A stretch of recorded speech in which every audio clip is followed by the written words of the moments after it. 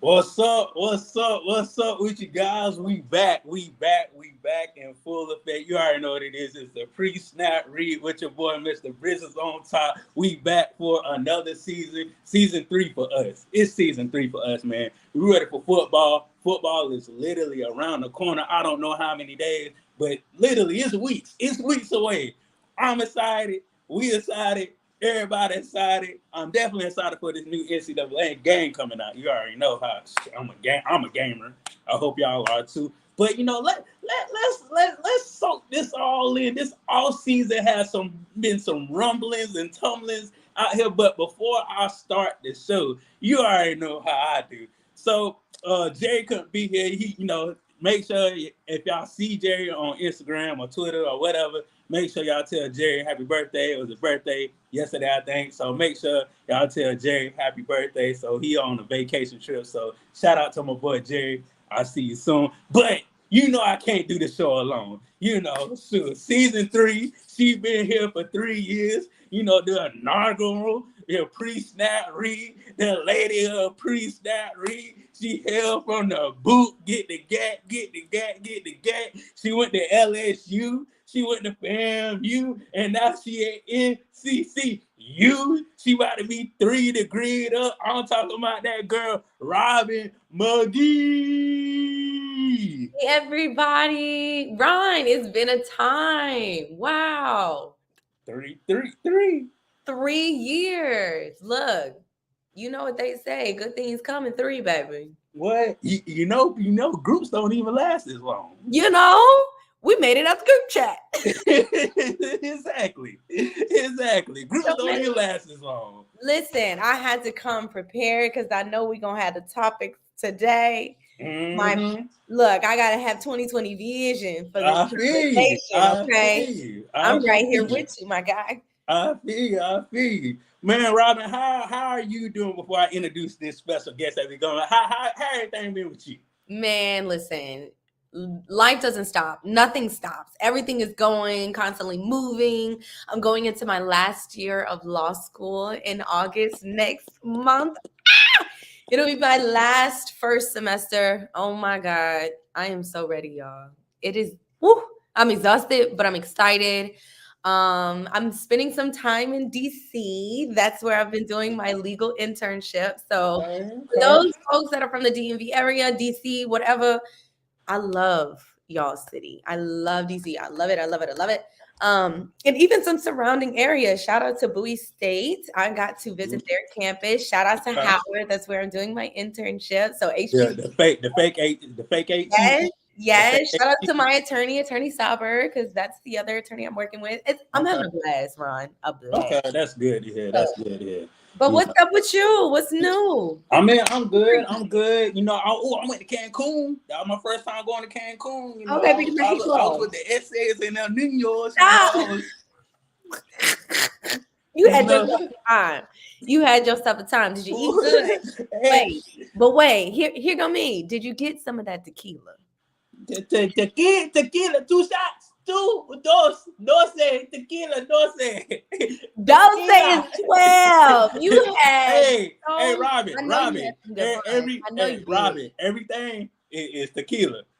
Toast to the food, tequila. Yeah. Tequila shots, tequila. You ain't even drinking tequila. It makes it so pure. Like, we be trying to, replicate, how people. Yeah. So, But I'm glad you had a time. Yeah, me and my girl went there. We had a blast. Blast. I mean, the storm came, but we had a blast. Look, rain or shine. We had a blast. Okay. We had a blast. But, man, let me go ahead and introduce this special guest, man. He's near and dear to our heart, and I'm pretty sure he's near and dear to everybody's heart out here in the YouTube land. This man is from Jackson, Mississippi, but he went to the highest of the 7 hills. This man owned a couple of businesses out here. Everybody know him as the Bishop. He be laying the hands after hours. Is that what he be saying?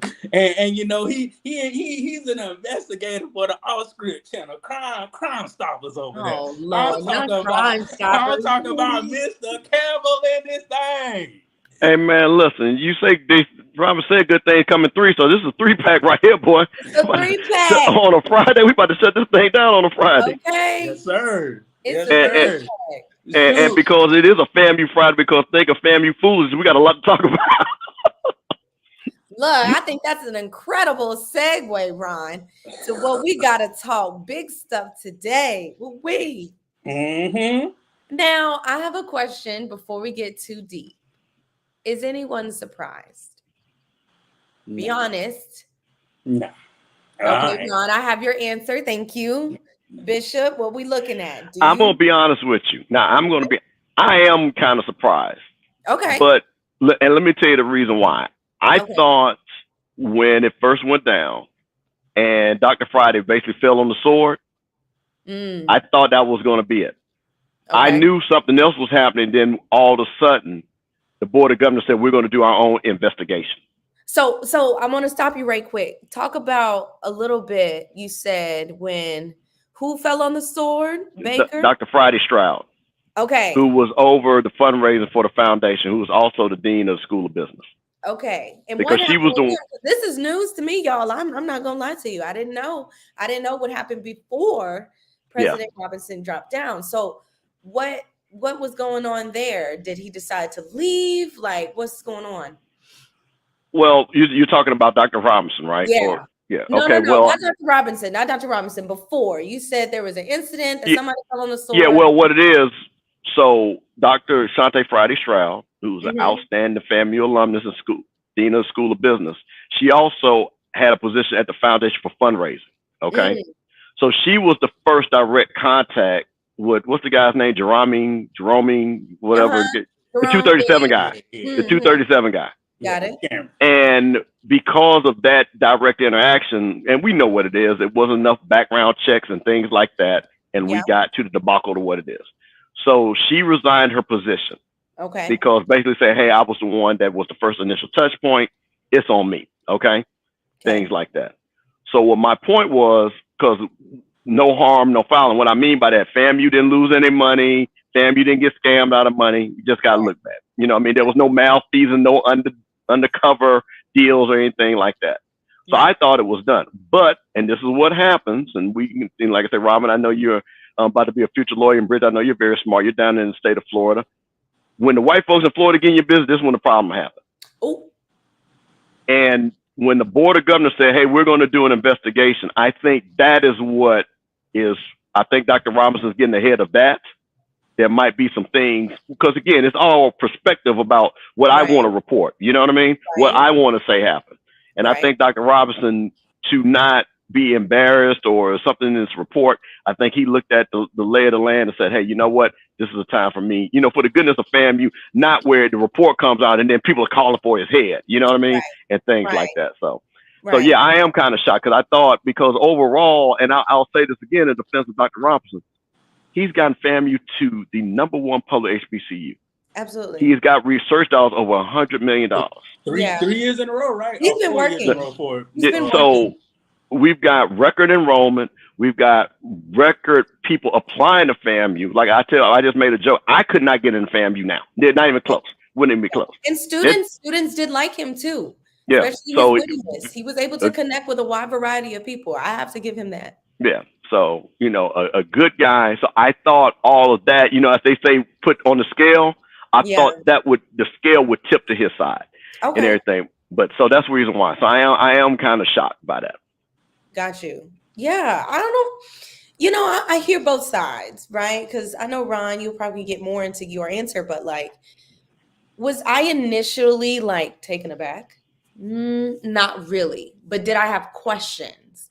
Yes. Because I'm more so, I guess if it was a surprising factor, the timing in which it happened.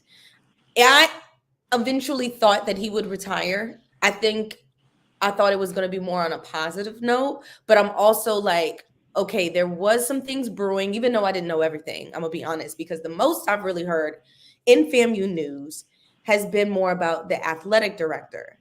I haven't really heard too much with President Robinson, other than people essentially trying to encourage him to get rid of her. Like that's as much as I've really truly heard on my end. But to that point, not to say that all of this is connected, because I don't know how much the athletic department is connected to, the fundraising situation or whatever have you before Dr. Robinson stepped down. But I was surprised on when, because of all of those things in the background. I thought that at least he would, because to your point, when certain individuals who are not like us, shout out to Kenneth Lamar, try to infiltrate themselves, I think it can go two ways, honestly. I don't think it's always a bad, because it depends on who those people are. You know what I'm saying? Because I don't really know the white people that was really in that business and whether they were good or bad or indifferent. But I do think that who you are surrounding yourself with definitely matters in the outcome that you want to get to. And I think that at that point, no matter who it was, what color it was, because all skin folk ain't kink folk, and I would like to say that as well, because I have been in situations within HBCUs, within my people, and they going back and forth. I said, why is this black on black crime? I'm confused. But to that point, I thought he was going to hold on. I thought he was going to say, I can't go out like that, because I have questions. Because I said, this is random. This is very random. I would have thought if y'all would have said that AD had stepped down, that wouldn't have been as surprised as this. Because again, what I've been seeing from all of that situation, and Ron, you keep sending messages in the group chat like, here she go again. So I said, well, that's what I was expecting. But Dr. Robinson? Rob, I've been Robin. Larry? Robin, I've been waiting on this day since I think it was the 2 years ago. That's what I've been waiting on this day. Ever since he messed over the athletic department, I've been ruined today. How did he mess up the athletic department? So let me tell you, he took away them boys' tickets. And they could, half of them boys couldn't play the North Carolina game. When they went to North Carolina, that whole debacle right there. Okay, but wait, was that Dr. Robinson's fault? Because he is overseer of the whole school. That's more of an athletic director type of situation, because when you think about it, you got to think of a hierarchy, right? And look, Robin, let Robin. The buck stops with him. Okay, all I gotta say, the buck stops with him. Okay, he Mr. Trump. He Trump Towers right now. He over all Fairview. His last signature. He is the last signature, Robin. He is the last signature on every document. The buck stops with him. Okay, and Bishop, I want you to give me your thoughts on this too. When we're talking about overseeing what your role is, who you essentially lead,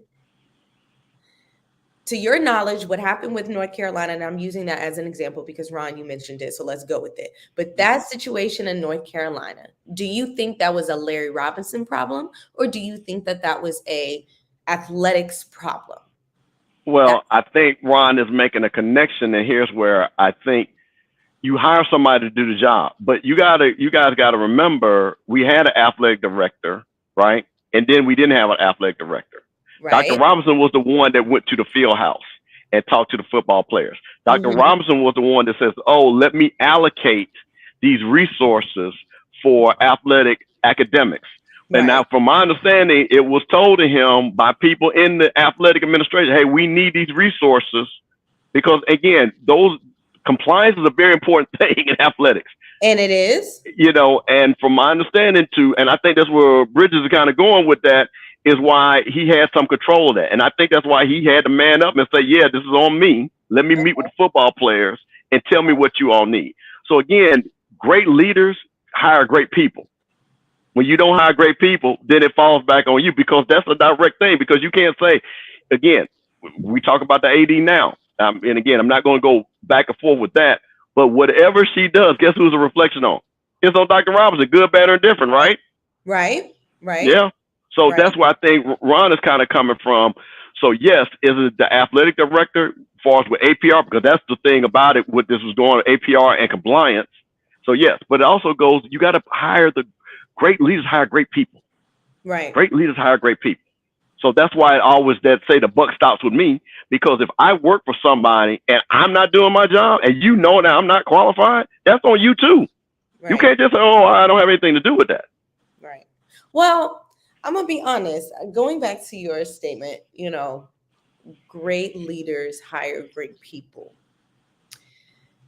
I think that that is true, but I also think that sometimes those great people that have been hired lose sight of their purpose of why they were there in the first place. So it looks like it's the person who hired them, it's their fault, when sometimes they're just as surprised as anybody else. Like, how many times have we been in situations where we knew people to act like certain, you know, characteristics, have those habits, whatever, and then they do a flip the script. It's like, wait a minute, where was this energy? I don't know you in that way. So I think that is sometimes what gets caught up and why people are so quick to blame. You know what I'm saying? So that's why I'm coming from a place of, which I'm not saying in the situation of North Carolina, the athletic director versus the, you know, the chancellor was great or not great, but I do believe that people were very quick to point their finger at Dr. Robinson because of someone he brought in, when really that could have been a separate entity. Maybe that person or whoever they're connected with, because I'm firm to believe that somebody in that office is not on the same page. And I think that's across the board. I think that's across the board, from the higher ups, whoever's in the chancellor's office, who's ever in athletics, whoever in business, whatever. Somebody somewhere is not on the same page as everyone else.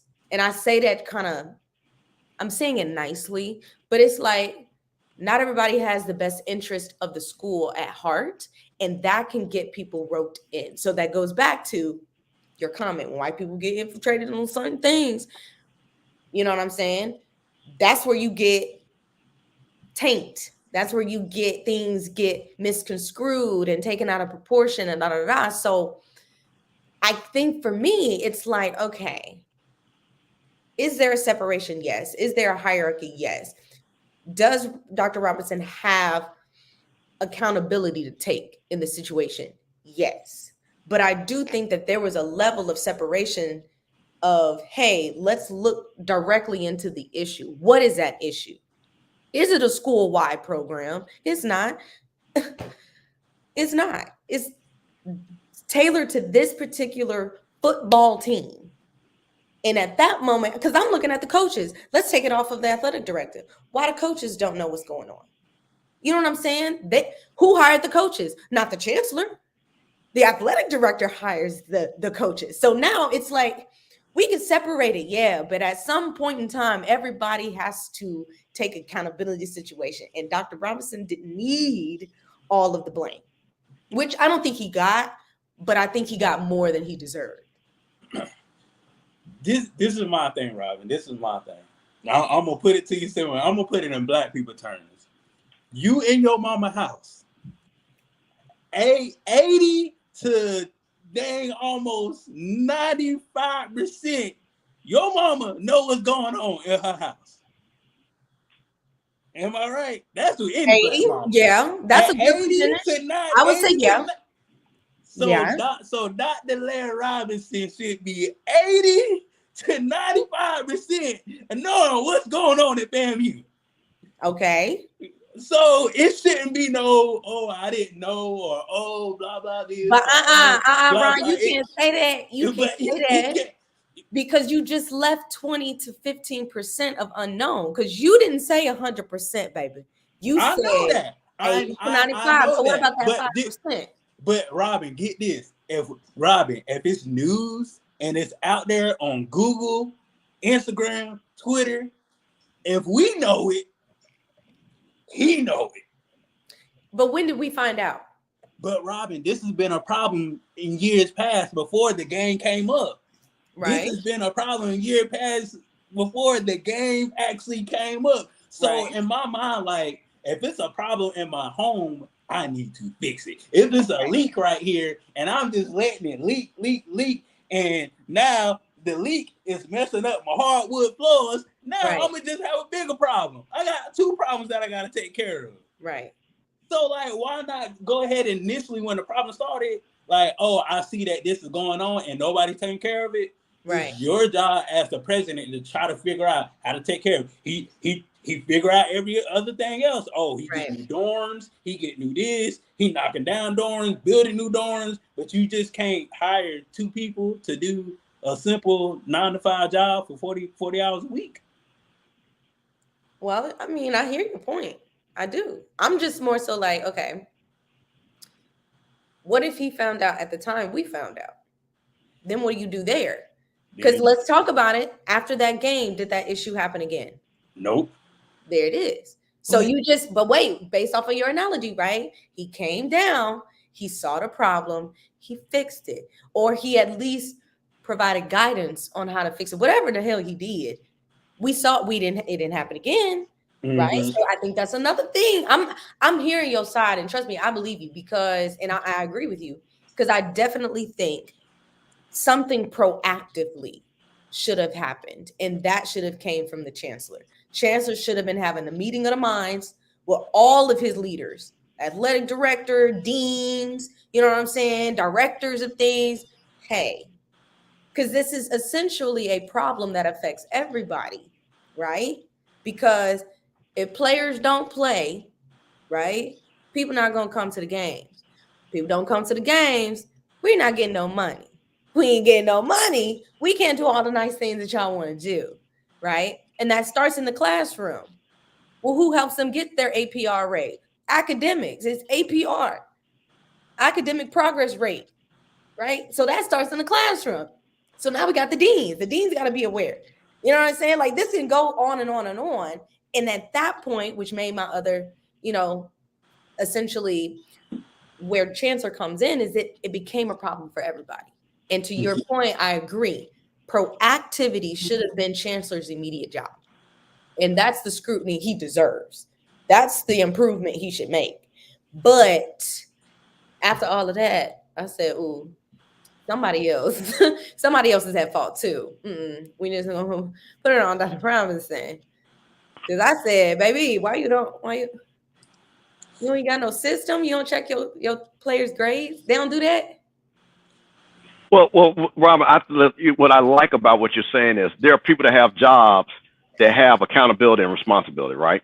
Absolutely. So I like that. But let me tell you something about, again, a little bit, because I'm familiar with this, about the academic pipeline athletic. Mm-hmm. The teachers teach. And usually what happens is, in most athletic departments, the teachers submit a report. And that's when you have the advisors. There might even be a person on the coaching staff that monitors that for academic progress. And usually what happens is the first checkpoint is, did the kids even just come to class, right? There's a roll, right? And they send over every week. Because that's when they know if you ain't come to class, we already know you're in trouble, right? So that's the first part. So that probably wasn't in place. Second of all, the academic progress, making sure, because a lot of the kids, I think this happened to Isaiah Land, he was even taking the wrong classes for matriculation to graduation, right? So that's another thing, academic advisors and things like that.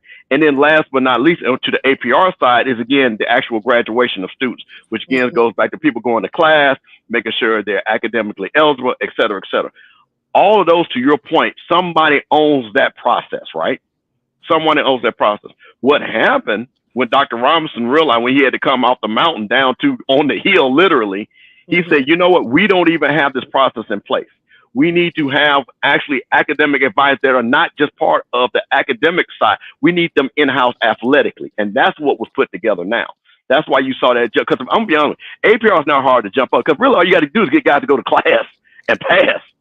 They have to go to class, but y'all, you also have to pass, please. Yeah, right. Yeah. Well, see, but the point of it is if I'm tracking you, I know where you're at, right? So again, I can get you tutoring, I can intervene. Is there extra credit that needs to be done? That happens at every university. Correct. So I think what your point is correct. Those people that were in place failed at their literal direct job. Yes. They failed. But to Bridget's point is that, again, when you are the boss, all those people report to you. Right. And people are then going to come to you and say, why did, because they're not going to say Joe Smith, academic advisor, failed. They're going to, because what did they say? FAMU failed. FAMU. Yeah. FAMU. And then who is FAMU, to Bridget's point, unfortunately, is Dr. Robinson. Right. So that's when, as they say, it costs to be the boss. But I understand your point. I wanted to give clarity because I think that is a great point that you made. Right. Thank you.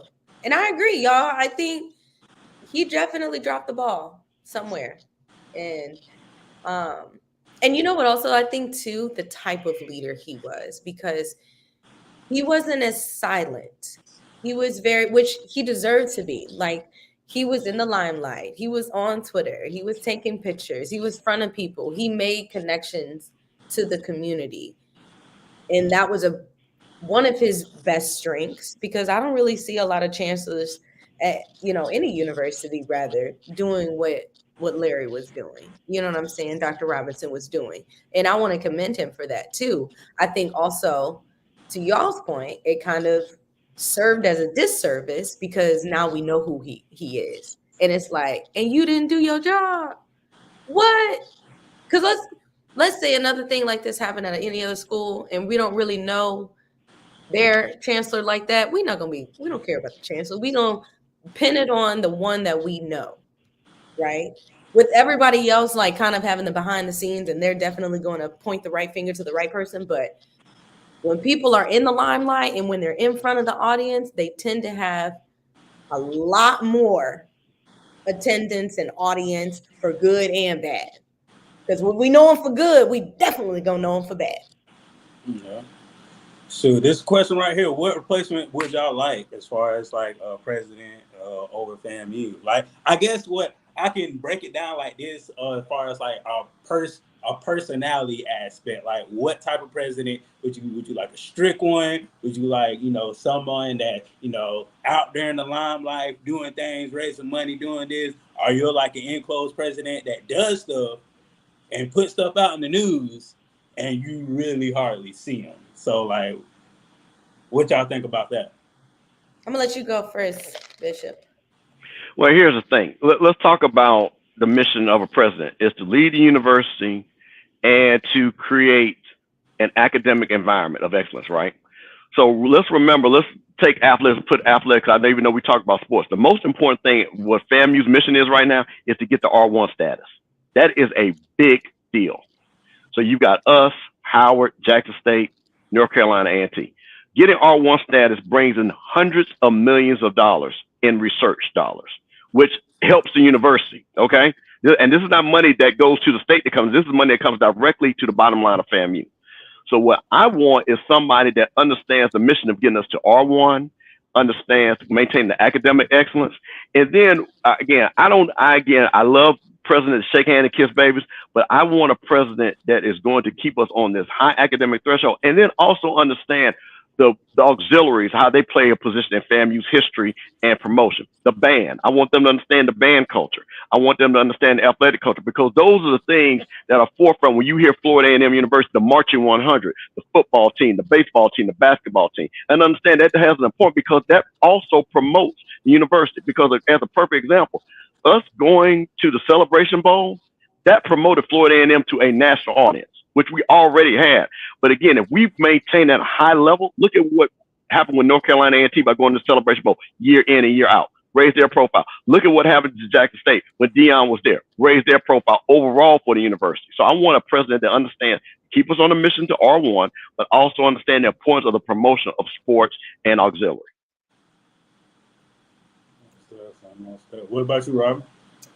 I echo a lot of what Bishop was saying, especially I guess what sparked my my similarity on like the way of what I would at least want to see. Because it's one thing to see it and experience it, but kind of your theme of not paying attention to just one aspect of the university, but having your hands in everything in an equitable fashion, right? Not equally, but equitably, because equally, I feel like there are aspects of our university, and I say our, but FAMU. There are aspects of FAMU that are greater than other aspects. So if you equally give to all of those things, you're still unequal, right? Whereas I'm still going to pour into our known factors, what people associate us with our excellence as FAMUans, as Rattlers. I'm going to hold on to that, but I'm not going to pour as much into it because I can rely on it. I can rely on, you know, the folks that have poured into FAMU, LeBron James, you know what I'm saying? Or just having a presence that is outside of our HBCU. You know what I mean? People calling us out on ESPN, you know what I'm saying? People shouting us out on entertainment television. Like, we know that that is its greatest, right? But there are these other aspects that I feel like need more attention. And I want a person that is in this role to recognize those areas and be able to equitably pour into them.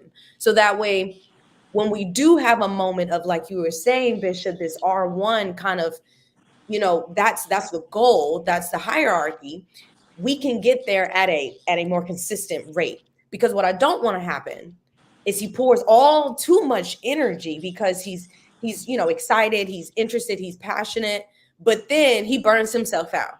And now because he tried to fix every single problem the same way, we don't have a sustaining leader. Now we have a leader that is tired. Now we have a leader that's like, okay, y'all want everything in the world. I'm trying my best. I'm trying to fix everything. We don't need that. We need a leader that is going to be equitable, especially for FAMU. Because there are aspects of FAMU, like I said, are just, we know they're great. They're excellent, right? Can they be better? Absolutely. I don't think anything is purely perfect, right? There's always room to, get bigger and better, especially as the world is changing and evolving and what have you. But there are other aspects I do think if a good leader is coming into FAMU, they will know to have a little bit more attention or approach to it. So that's my thoughts. But I love him to have energy, or her. Yeah. Right. Okay. I feel like, for me, it's like, I don't know. For me, you gotta have three personalities. I feel like you gotta be one with the common people. Like you have to reach the grandma that's sitting on the porch on Juanis Way, and you can go have a 30, 45-minute conversation with her just about the community, what's going on, Yeah, I how's your agree. family, and even to the kids or even to the freshmen or the graduates that's about to go, just have conversation with them. As how's your family, how's your mom, what you like to eat, this. Oh, I know that area. Like, I want a president that build relationships and build bonds, and that's how that's how people have your back. When you do that certain thing, people tend to more so have your back. Then I also want a president to be a mentor for all the departments as far as on campus. Know what's going on in the athletic department, know what's going on in the nursing department, know what's going on in the business department. You don't have to know every detail, but at least know the gist of it, what's going on. Okay, you guys need this. I'm gonna try my best to get it, or I'm gonna try my best to see what I can do. Okay, you guys need this. I'm gonna try my best to get it. I'm gonna, try to see what I can do. And like the last aspect of it is like I want our president to be more open with the partnerships we have, because we have so many headline partnerships that I feel like we don't keep in contact enough or we don't bring up enough. Like LeBron haven't came to the school yet. Since Chad Johnson was over, he supposed to be overseeing. I don't know what his role was, but he got a role. Haven't came to the school yet. Clothing line with Beyonce or whatever. Haven't came, like, I mean, we got to get these connections to come to the school so these kids can see black people that are on TV and that are intelligent, that has money. Because once you see those things, as far as like a black young adult, since they're in college, you be like, okay, I can do it too.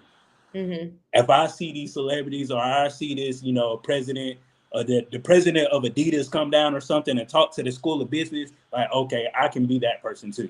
I feel like that person, he or she needs to make more connections and bring people to FAMU so the kids can see, okay, it is a light on the other side of the tunnel. So it sounds like this theme that each of us is like, we need him to have community just outside of himself. Every single aspect. of the university. He has to be, like you said, Ryan, connected in some fashion, you know, being able to come in where needed. I like it. I think we can. Now I don't know who that is. That part. You find it. If That you're part. listening, take notes. This is what the people want. Hey, hey, hey, hey, hey. I hope not. I really do enjoy her. I do. Crickets. I Crickets. do.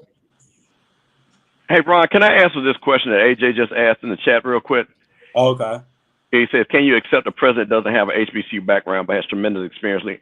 Yeah, I think that we're at this stage where I think, well, would I like it to be somebody from FAMU that understands the FAMU culture and things like that? Yes, but I also understand there are a lot of outstanding Black people, men and women, that have attended PWIs that potentially have the resume to lead FAMU. So no, I don't think that we just lock ourselves out and things like that. And I don't think nobody from FAMU is going to be like, no, no, no, because Dr. Mangum came from, I think she came from Brown. She didn't attend the HBCU. Dr. Mangum, I met her several times. I thought she was outstanding. Again, she didn't finish up, but she was a great person that I talked to and met with in Atlanta, went down to Tallahassee and saw her. So again, I think we will have the opportunity, which I think this is what's great about FAMU. Jobs like this don't come open very often. You are going to have a high level caliber group of people that want to apply for this job. So this is not one of those jobs. And what's going to be funny, and because we do have the sunshine law, what's going to be funny is because it's going to get leaked to how many of these other school presidents are going to apply for this job.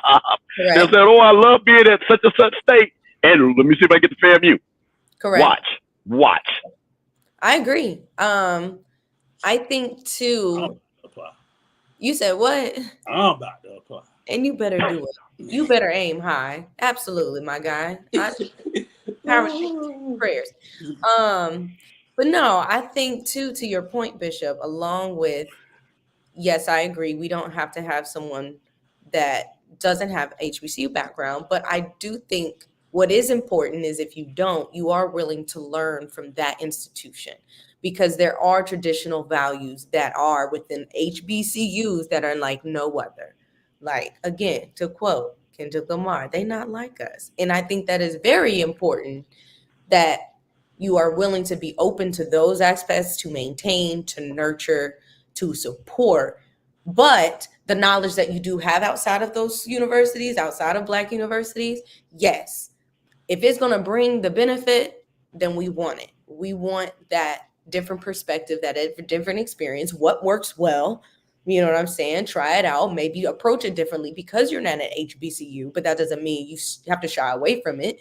But yeah, definitely willing to learn, those little nuances, what makes us us, Definitely.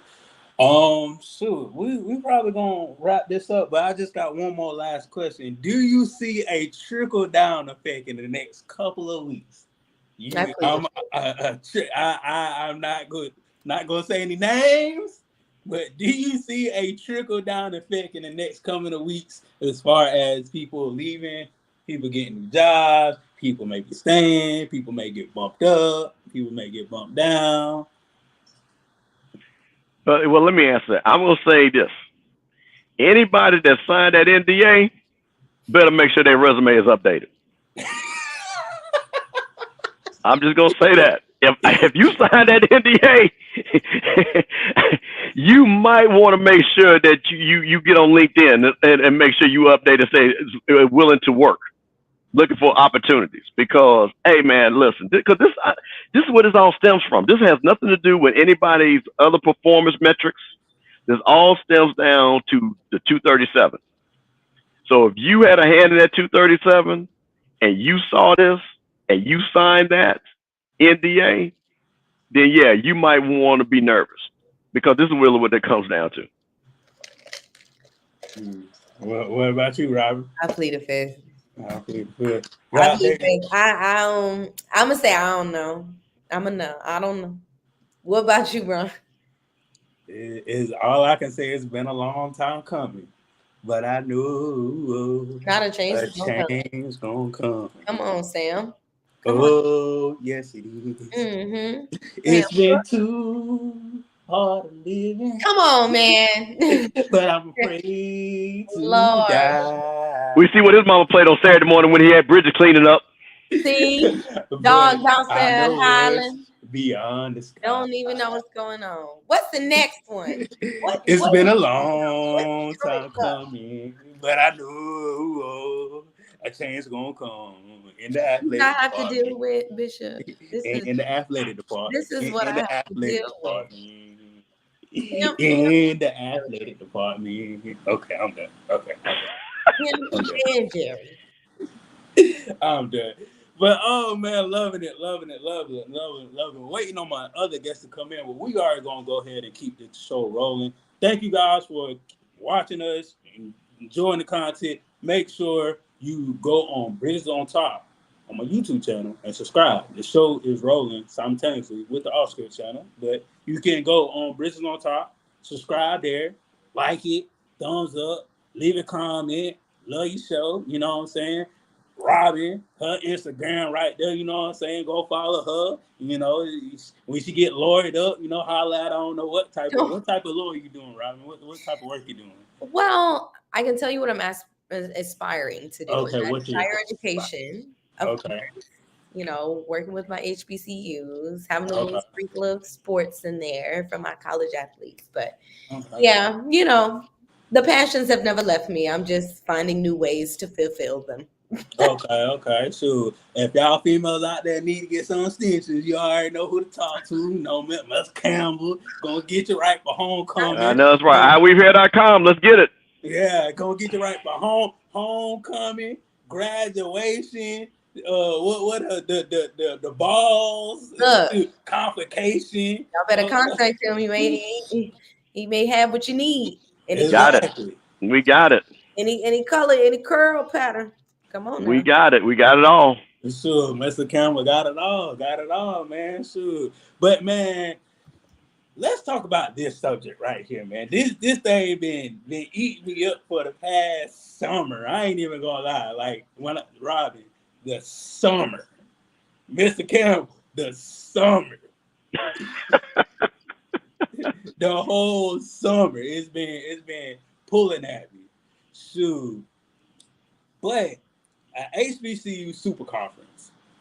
So what we're gonna do is this: we're gonna get. I think we can only have 18 teams. I have a So question. I'm so okay, sorry. go. Well, you want me to finish explaining, or you want me Yeah, to? yeah. Okay. We're I'm gonna on have 18 teams in total. Okay, We're gonna have a West and we're gonna have the East. okay. Okay, you know, one championship at the end. Some teams are gonna get left off. I'm gonna just go ahead and say that now. So if you in here, your school get left off, I'm sorry you ain't ready to cut. You know, you can't get in the club. You know, we're gonna create a name. You know, we're gonna set some guidelines, and you know, we can make whatever deal we want to because this is a whole new conference. We ain't tied up in no hosh because with the other with the other stuff they got going on. This is our conference, Mm-hmm. so this is what we gonna do. Questions, Robin? Okay. I'm gonna say this, and then y'all, I have to head out. I'm so sorry, but um, are we talking across divisions? Like, is this a all divisions are welcome into these spaces and you're just geographically separating them? Or are you separating divisions and geographics? So, like, there's a HBCU conference, there's Division One East, there's Division One West, there's Division Two East, there's Division Two West. You see what I'm saying? I I'm see just what you're throwing saying. that out. I see what you're Throwing saying. that out. But I wanted to know your thoughts. What we doing is we getting all Division One teams, just strictly all Division One HBCUs. Okay, so we're So not worried about D2. we're not worried about the D Okay. two because there's a lot of Division One HBCU teams. Okay. So like I said, whoever get left out, we only having the East and the West. Okay. We're not having like sub tier division. We only having the East and we only having the West. Okay. And whoever's the top dog of the East, whoever's the top dog of the West, that's gonna be the championship right there. Okay. Yeah. All right. I would love to hear how this plan unfolds. But Love Robin, you. before you leave, I want you to think of a creative name before you leave. Then you can leave. Think of a creative name. Just, try to use one of your brain blasts. Oh, I don't even know.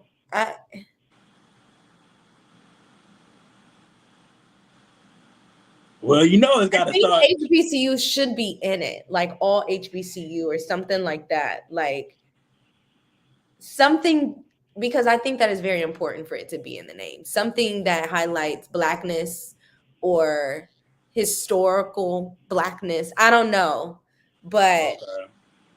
Okay. Elite But Black but Conference, I don't know. but you saying something with historical and blackness in it. So we Yeah, gotta have an something H and we either gotta have a or, B. like, okay, either blackness, the entire HBCU, or something that is related to historical black. Like, Okay.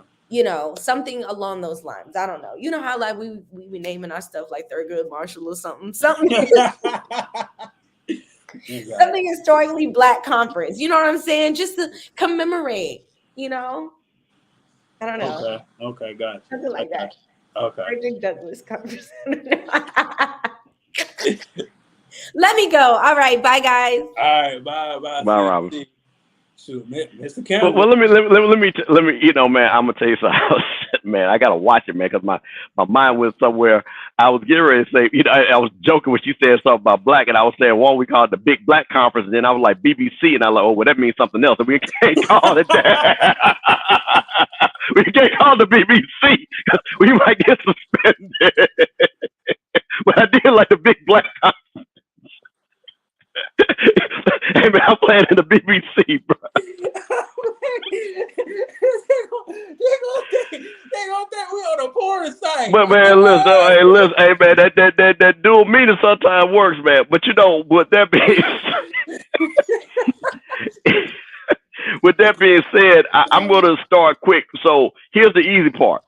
Yeah. I'm gonna bring almost everybody from the SWAC. So that's 12 right there. But here's a team that I know we need to have that are not in the SWAC: Tennessee State, Hampton, Howard, North Carolina A&T. So that would take us to 16, right? Yeah, if you take So everybody in. 16, right? Let me piggyback off you. So you wouldn't like kick anybody out because Well, hold on, because I'm gonna reverse back into it, right? okay. So because remember you said we only take FCS schools, right? Yeah. So I'm at 16. I'm going to add South Carolina State. That gives me 17, right? And then the 18th team to me would have to be Morgan State for me, okay? Okay. Because now I've got all the biggest schools and everything. Now the problem is, to your point, if I'm cutting from the back, then Valley's got to be on that cut line, right? Yeah. UAPB's got to be on that cut line. So that's 2 slots that could potentially be open. And then the ones that's teetering for me would be, Bethune-Cookman. You know what I mean? That would be teetering. Yeah. But the 2 on the cut line would definitely be Valley and UAPB. So if we took those out, I'm still at 16. But then I struggle to say, do I want Delaware State? Well, you know what? I tell you a school that I would take over Valley. I would take Norfolk State. Yeah, nice school, great basketball tradition, great location for black people. I think that would be it. So I'm going to replace Valley and I'm going to take Norfolk State. Now, who would be that 18th? Again, do I look? You got you already said Morgan. Yep. I'm trying to think who hold on, cause see I ain't gonna lie, Mr. Campbell. See, that wants to 18. See, to me, a super conference for us, to me, really the perfect number is 16. 16. Well, I had it like this. So if okay. we want 16, then we gonna do this. So I'm gonna break it down to because I already kind of had everything awesome out. So on the West, we got FAMU, Jackson State. On the East, you mean? Oh, on the East, my bad. Yeah. Okay, no problem. We got FAMU, Jackson State, Bama State, Bama A&M, Southern, Alcorn, PV, Grambling, and Texas Southern. Okay. So on the other side, it'll be what the South. Yeah, the South. It will be North Carolina Central, Tennessee State, South Carolina State, NCAT, Bethune, Norfolk, Howard, Hampton, and Morgan. Okay. See, So, go ahead. so like, who do you think, if you wanted at 16, who do you think we need to knock down? See, and Ken K just said I forgot about Central. So this is the thing. Again, just looking at it, because we do. So let me see here. Howard, Hampton, Norfolk, Hold on, North Carolina, South Carolina. let me See, see. because I'm trying, because what it looks like we're putting the old MEAC back together. That's the thing about it. How do we? Because see, what I would like to is to have, and I like what you're saying. So you're trying to do a North and South division. Yeah. That's what you. Interesting. And, so this is the thing. What was interesting about that? What I mean, and then I know the SEC is going to this because I think they're at 16 teams now. Is that you go to a 14 pod, right? And then so maybe I do a 14 pod scenario because. And I think this okay. So then this goes back to the travel. So who's in the pod? So again, you have Prairie View, Texas Southern, Grambling, and Southern. So that's 4 right there, right? Yeah. Okay, so you put them over there.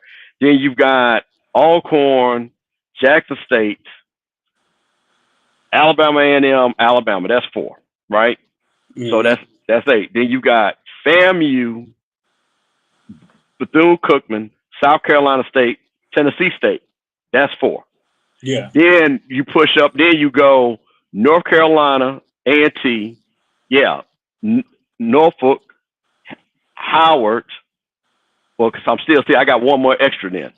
Because we said Morgan. Because then I got A&T, Howard, Hampton. And see, yeah. So what I would do if that scenario, then I'm going A&T, Howard, Hampton, and I think I might go Norfolk State. I like Norfolk State. I like Norfolk State. I like Norfolk too. So, but yeah. So the thing with this, I'm gonna try to pull this up, and I don't know how this gonna go. We really freestyling, Mr. Campbell. Oh man, listen, wait, man, it's Friday, man. Freestyle Friday, bro. Let's do it. We really freestyling. So I got 18. Do you want to bump it down to 16? No. Let's see what you got. No, let's just go with what you got, and then we can work it around. I mean, we can always take off too. Let's see what you got. Okay, so I'm gonna put the East over here with the FAMU, Jack State, all that. So let me do my school right. Hold up. Well, you know what? While you're doing that, I'm gonna address a couple of things in the chat. So Blue says, I know we're talking about FCS school, but there are any D2 teams that would need to be in there. Now, see, Blue, this is the thing. What's interesting about that, and I want to address that. The 2 schools, or one, let me say, one market and one school, one Tuskegee, all-time winners HBCU football team. So Tuskegee would be great for the name. And then, of course, we got to get somebody in the Atlanta market. So do we take Morehouse? Do we take Clark? So those are 2 things. When I looked at what you just said, because that's what I ran through my mind. If I was also going to look at markets also, I want somebody in the Atlanta market. And then to your point, if I'm going to take a D2 school, it's got to be Tuskegee. Yeah. But then again, are they willing to? Then it comes in the money aspect. Are they going to keep up? Or are they just going to fall off? We don't want nobody falling on the wayside. Well, see, this is what's so interesting about when we say money and investment. Tuskegee and Morehouse probably got one of the biggest. Both schools probably got one of the biggest HBCU endowments out there, which is pretty funny. Okay. So far as those schools getting money and access to money, they have money. Okay. So again, to when I was looking at Blue's question, and I'm trying to build something, because again, if we're building this, because then the next thing now, and I know we're getting deep in the weeds, now we're trying to build TV markets, right? Yeah. Carolina, we get the Charlotte market. Florida M gives you the whole Florida market. Orlando, Jacksonville, Tampa. Then we got the Atlanta market. We got the New Orleans market. We got the Dallas, Houston market. We got the Nashville market with Tennessee State. You know what I mean? We got the DC market. We got some really good TV markets. If we start doing it like that, because again, let's talk about what the Big Ten did. The Big Ten said, hey, you know what? The Big Ten brought in UCLA and USC because of LA. Yeah, that's a big market. That TV market. Rutgers. The only reason why Rutgers is in the Big Ten because of the New York market, not because of football, not because of basketball, because of TV market. Yeah. So when you start putting these things together, that's what you start looking at. So to Blue's point, yeah, I mean, if I was doing it and I was having my, magical machine, yeah, hey, Morehouse or Clark, I need you to get your weight up, get some lights in those stadiums so we can play at night because we need to come to Atlanta. That part.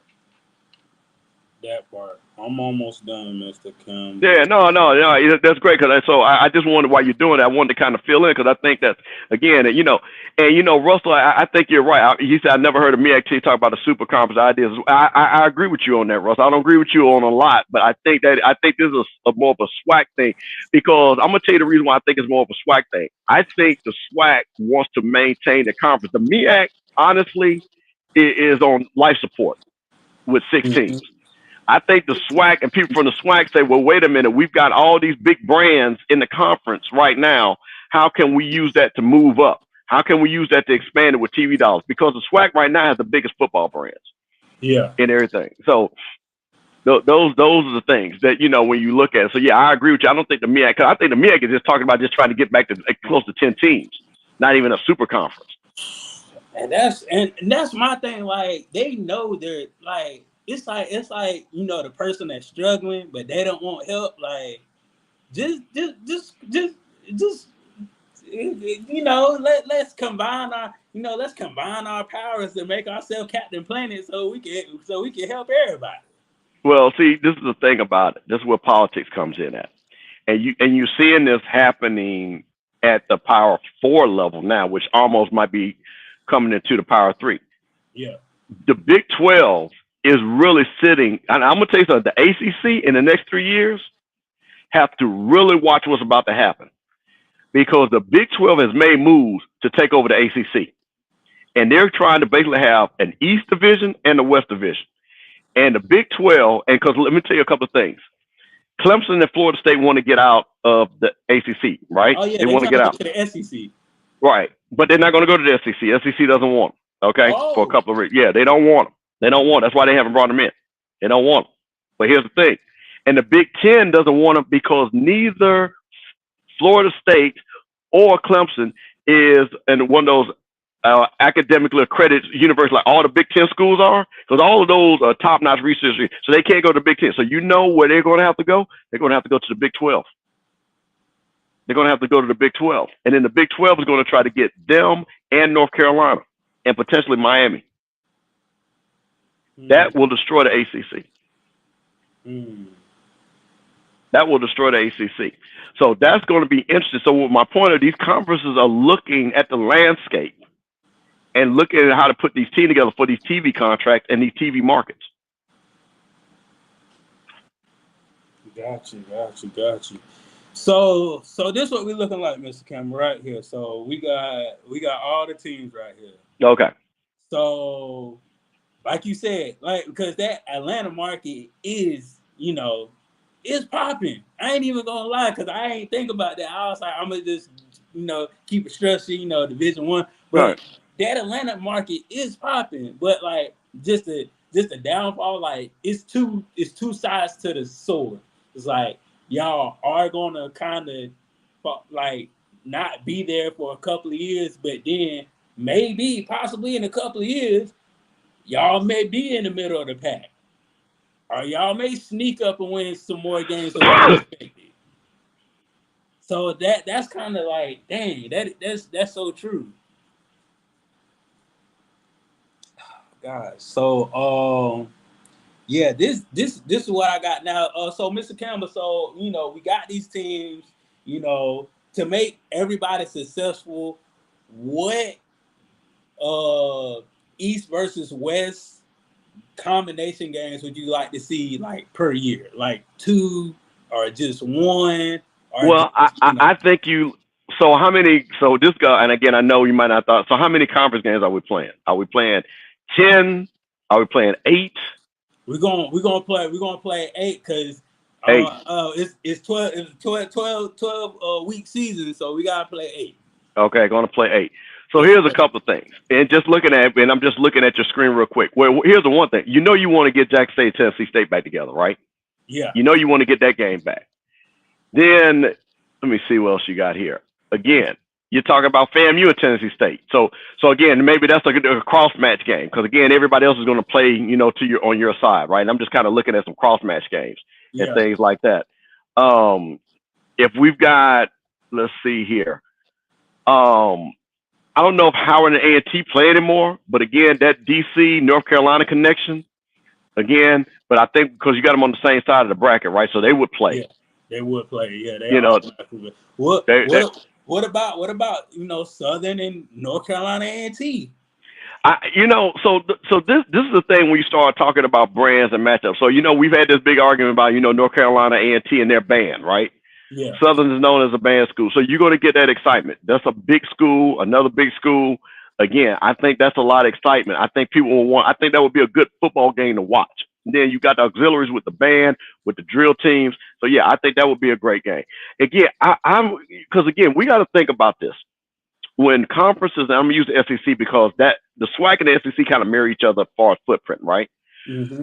The reason why they said, let me get Texas and Oklahoma, because what that does is give me another marquee matchup on the week, right? Another feature. That gives me Texas, Alabama. That gives me Texas, LSU. That gives me Oklahoma, Georgia. So it's the same thing what we want to do when we're building out a super conference. We want to have 2 feature games every week with big brands. And that's what you get when you start getting these names, right? Yeah. So again, what I'm looking at is so again, you got a big brand with Grambling. Again, do we put Grambling and send them to DC and let them play Howard? You know what I mean? Or then for all my old heads, the historic game of Morgan and Grambling that was played in Yankee Stadium in front of 60,000. So again, to renew that rivalry. So those are things that I would be looking, because literally I would be trying to make schedule. I got a big brand versus big brand, and of course you got other games that you got to play your regular games. But I'm talking about my TV. I'm building out all my big brands are going to play each other. Right. And then we're going to fill it in from there. And then you have, like I said, again, like in the SEC, Alabama said, no matter what you guys are going to do, we're going to play Tennessee on the 3rd Saturday in October. That is a known rival. That game is going to be on TV. We're going to make sure of that. So those are games. That's why I look at the Jackson State Tennessee State game and Jackson State and the FAMU Tennessee State game, because that's a natural old school rivalry, right? Mm-hmm. That people will want to see. Definitely. So so those are things. But again, I think we would, more of that pod situation, and then see where the cross matches are at and everything.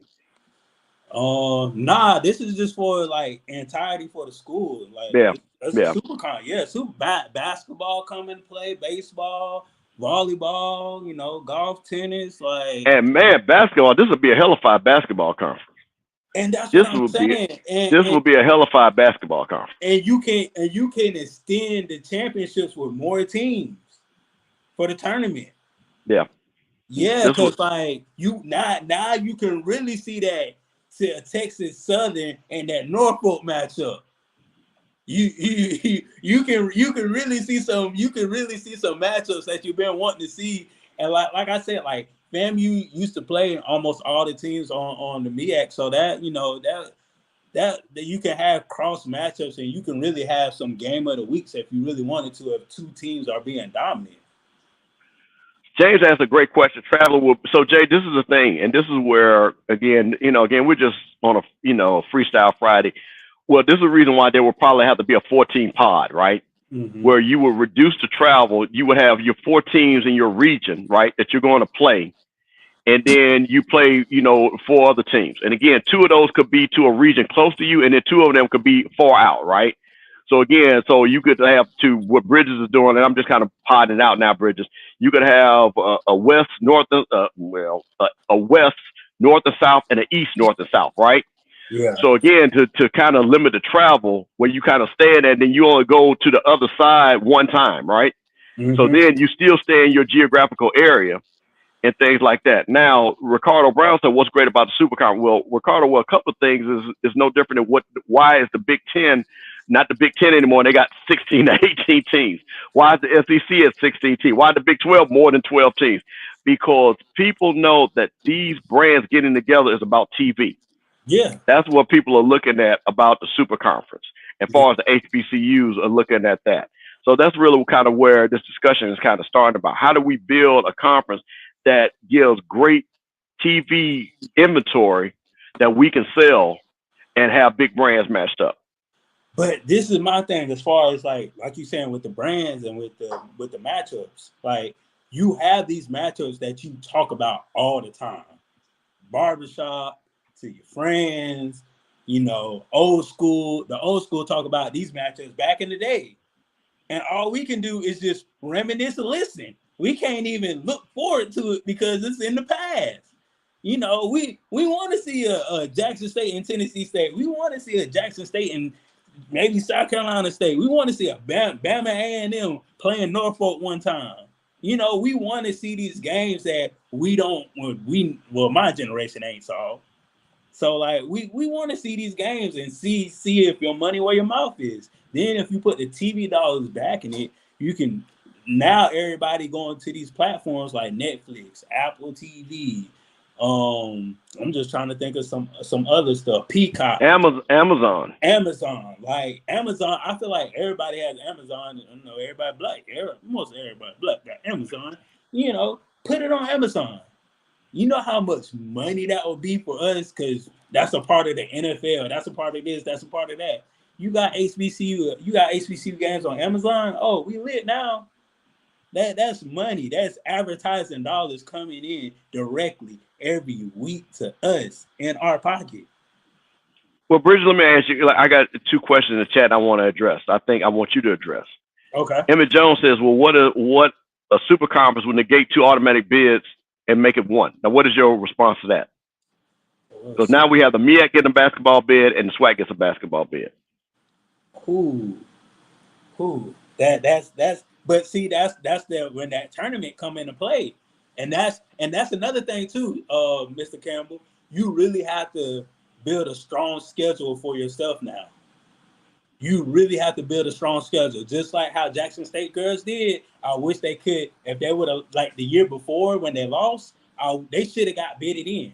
But you know how determining factors, it's just an HBCU, blah, blah, this, blah, that. They didn't get bidded in because they lost in a tournament. But at the end of the day, like, if you build that strong resume as far as like a basketball, even a football, if you beat a group of 5 school, they're gonna look at you more anyway. They're gonna be like, oh, look what Appalachian State did. They was whooping tail left and right, made a field goal, shot the world. Now you see where they're at. They're in Division I level. It's all about who you play and if you can sustain it long enough to get there. I feel like that's what it is. So now, and Russell Haynes said, what happens to the Celebration Bowl then? What happened to the celebration? Ooh, I mean, that can necessarily, if you do it the East and West, that can necessarily be your Celebration Bowl. Okay. So basically, incorporate the Celebration Bowl as basically the conference championship. Yeah, it's the conference championship. And you get 2-1. So you'll be the conference champions and you'll be the HBCU champions. Right. Or we could put it like this, how Scotty been saying. You can get the 2 best teams from each division, have a playoff system. You had the conference champions, you had the second runner up, you have the other team that lost the conference champions, and you had the other second runner up on the other side. And let them duke it out from there, because that the team that lost the conference champion want they get back. They want they get back. So then the second team on the other side of the championship one, oh, we got to beat this team now. You can make this so theatrical. You just got to have a creative mind. Yeah.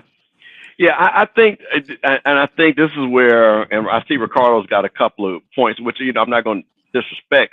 He said you shouldn't use power school. We're not. I never use power school to say we're on the same level. What I was talking about is how these conferences are now merging and why they are merging. It's no different than what Blue pointed out, that the MEAC and the Big South might get together. There's literally talking about survival for these conferences.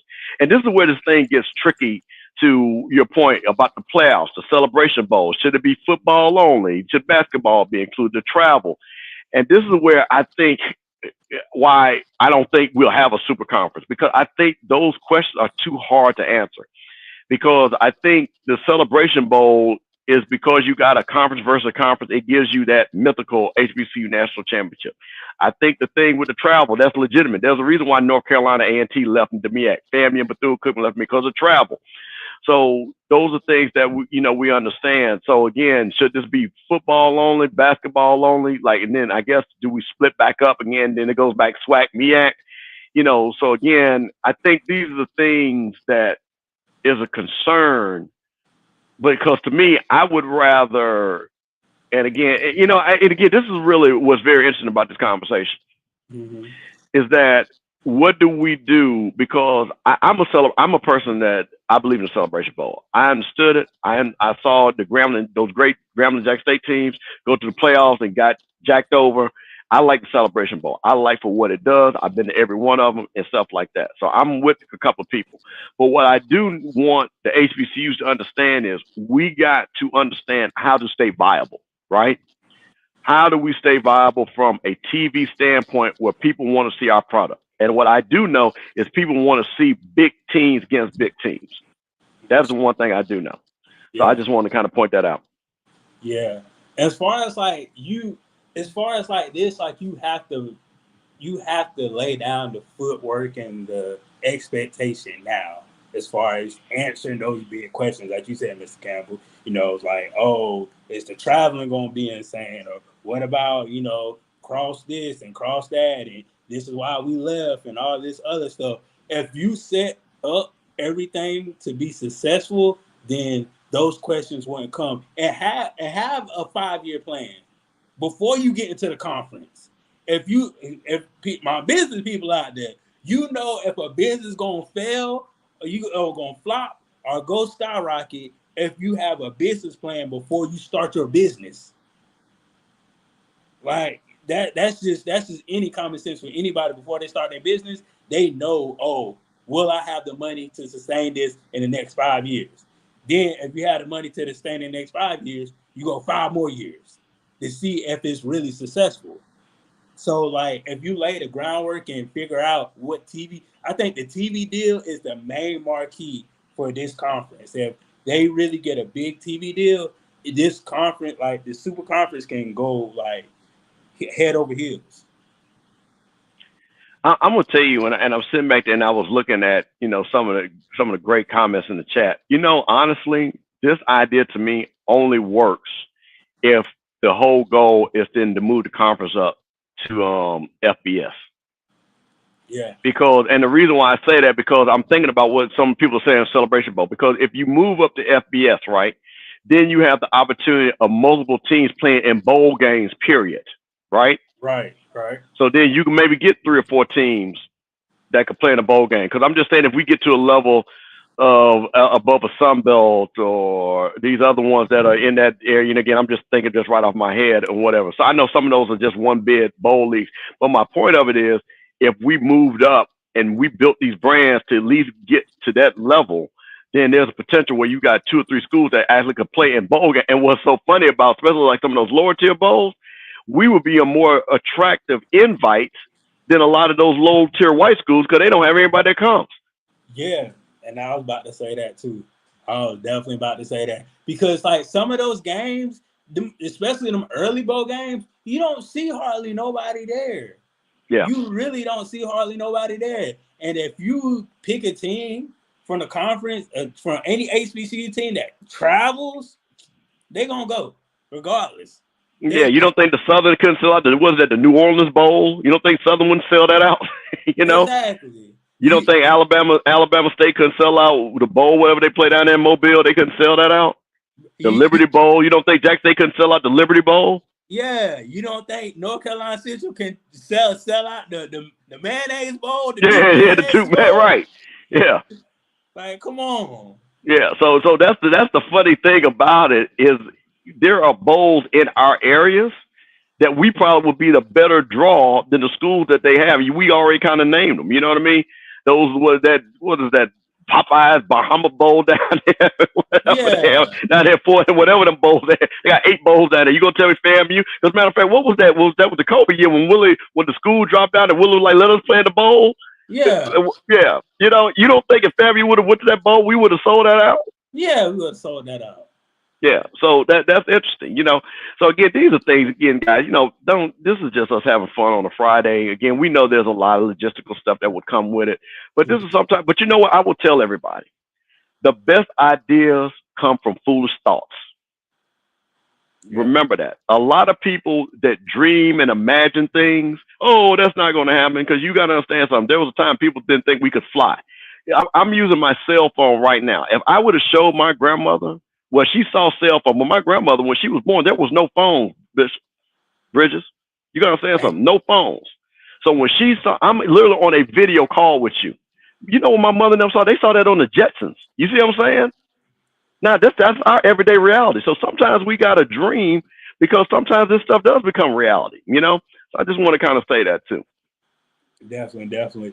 And as far as like the money aspect of it, Mr. Cameron, because I know you're a businessman, like, how would you allocate the money as far as like the business deal through each individual team, or like would you split it in like the both conferences, or would you do it in the sub tiers, or as far as the four? Like, how would you like, you know, not in good detail, but how would you like split up the Well, money? I just think that it's got to be a one for all for one scenario, you know? Okay. Vanderbilt gets the same money as Alabama gets, right? Okay. Yeah, so it's part of being part of the conference. I think, but I want to talk about. So I told Scotty this. I thought there was an opportunity in our sub package that is on HBCU Go that we should have signed with Amazon. Let me give you my idea about that, and follow me in this. Gotcha. And you say everybody's got Amazon, and now Amazon says, "Let me get my return on investment, SWAC." Let's just say that with the HBCU Super Conference, right? Mm-hmm. I go to Amazon, and say, I tell you what, you give me a checkout code for TVs, right? Because everybody buys a new TV when these kids go off to college, right? Everybody's getting a TV. So what if we gave all our freshmen an Amazon code, right? What if we gave everybody that's part affiliated with HBCUs, they have their own Amazon Prime account, right? That gives you certain discounts because you are an HBCU Amazon Prime member, right? So I'm selling TVs. If I sold 10, 15,000 TVs at $300 a pop, that's more. There you go. And let me see. So if let's see if I, and again, I think my math, let me just see real quick. Cause I'm getting old as to say, let me pull my calculator up right here. Cause I want to see if my math is correct. But I'll say that. Let's just say, now you think about it, I'm giving all the freshman discount, right? You're going to buy, cause you want your nice TV to go to college and everything. And we're just going to say the TV is average $300, right? Mm-hmm. And I'm gonna sell 10,000, and I'm talking about this go all the schools all the way through, right? And then parents too. Yeah, that alone is $300,000 just on some TVs, just over TVs. Then I'm making money. Now I'm selling. Now remember, all them TVs. What we gonna do? They gonna sell ads and everything. Why Amazon wants you to sign up? Because you're getting ads all out the behind, right? Yep. Things like that. Now you sign up. Now I got everybody signed up for HBCU Amazon Prime. Now I got all of you you're paying me every month $20 a month. Now, because guess what? You pay the $20 a month. Because guess what you get to see? You get to see the HBCU football games, right? Mm-hmm. So now you start doing that. Because again, if you get $20 a month and you get 500,000 people do that, let's see what is that real quick. So $20 a month times 12, yes, 240. That's times 100,000. What is that? That's $24 million, bro. That's $24 million. Yeah, and that's just that's more money than allegedly we supposed to be getting for HBCU Go. Oh wow! Think about that. Think about that. That's crazy. Yeah, that deal is slap in the face. Yeah. So that's why I'm like, we should have been, because see, what my point of it is I just showed, now this is what Amazon meant. I just showed Amazon what we would make them. You see what I'm saying? So they mean they should pay us double because they're getting paid all other ways too, right? They're selling ads, they're doing all the stuff the HBCU Go said they're doing, right? Yeah. So I can show you directly, because this is money that you're making off me. This ain't money you giving me. I'm bringing this to the table. I'm bringing sales. I'm bringing residual income. I'm doing all that. Most definitely. So you can sell me TVs. You can sell everything that you own on Amazon. You could track it because you could give me an HBCU code, and you say everybody HBCU use your HBCU Prime code to buy. Hell, I just ordered some. You know what? I give for example. I just ordered some vitamins from Amazon. Literally Yeah. just got them today. What if I would have had an HBCU code? And think about this. Oh, for your FAMU champions, you can buy the celebration football for FAMU if you use the FAMU celebration bowl Thank you. code. Yeah. And then Like they do after each championship or basketball. They already selling Boston stuff right after the game. Thank you. So, but listen, what we're doing. So that means we are financially supporting our money for them to pay us right back. So it's not a giveaway that they're giving us. Oh, let's see if we can make the money back. Well, hell, we are making the money back because we're buying the products. Yeah. Yeah. So those are things that I thought that if we would sign a deal with Amazon and be creative like that, where we could tie product placements and product sales, where we could sell a couple of $1 million worth of products through Amazon. Because I bet you what's funny, I bet you if they did a research paper, which I know Amazon already has it, because they know who went to HBC and who didn't. Yeah. They already know that. And I bet you, which they already know, I bet you we probably spend 10, 20, 30, 40, $50 million with Amazon. Yeah, they know that.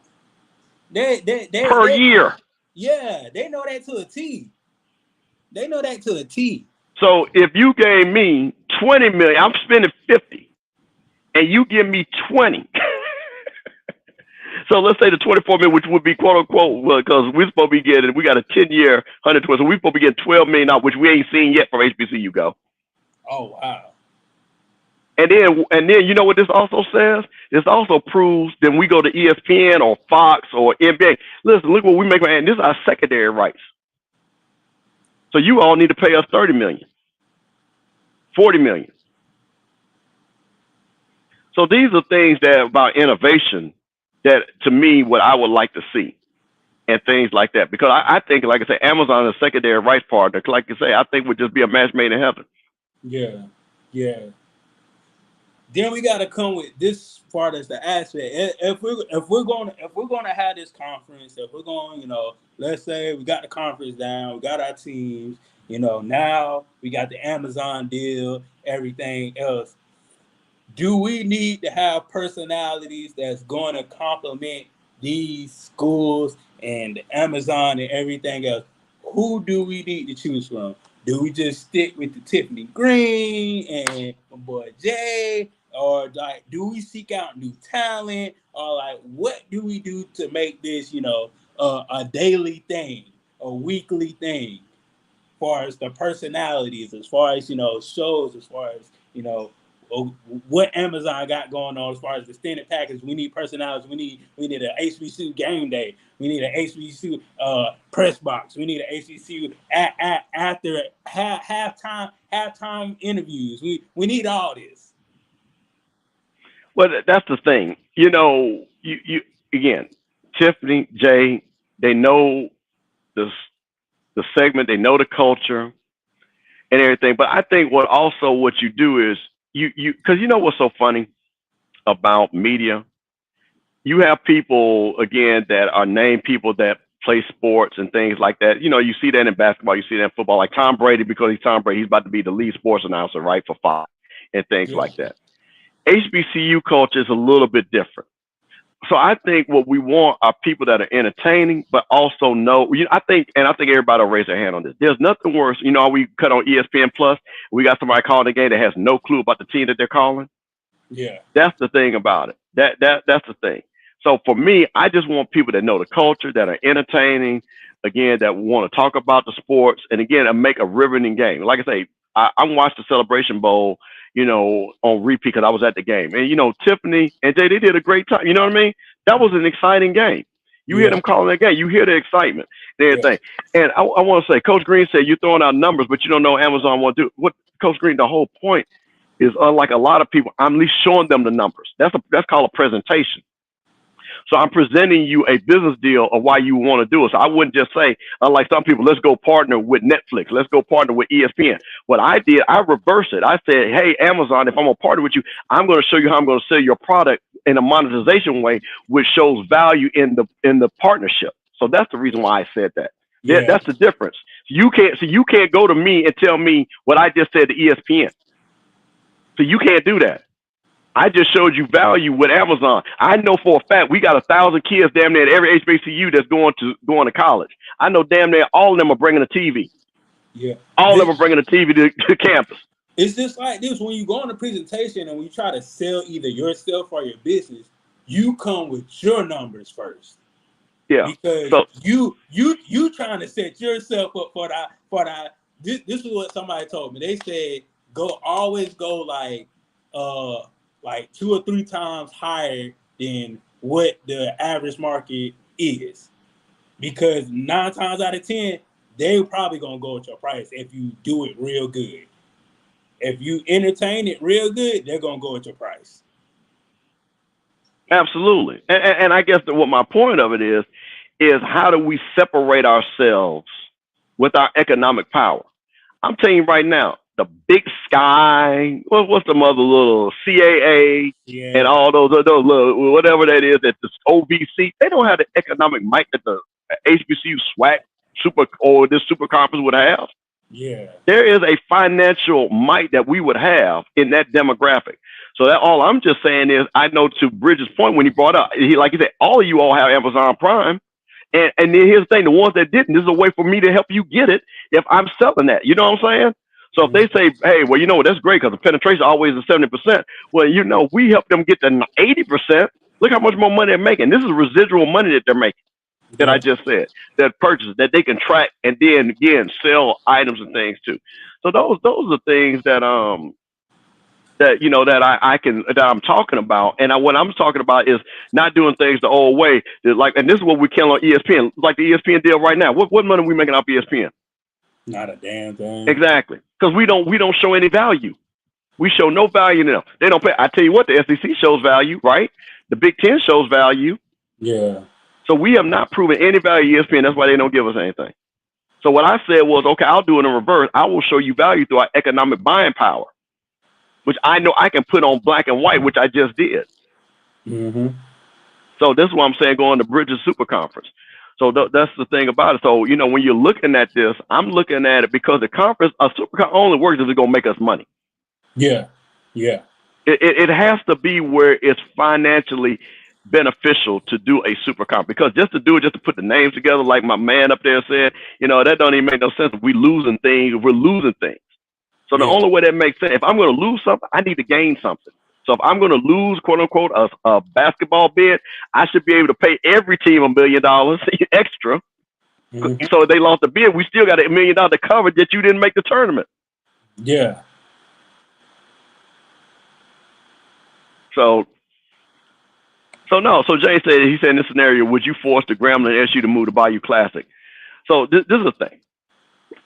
And this is what we're talking about. So if we're moving to Bayou Classic, you're talking about so we can play in the playoffs? No, I don't think. No, I'm not a fan of the playoffs because I think the playoffs are not set up for HBCUs. Just to be honest with you.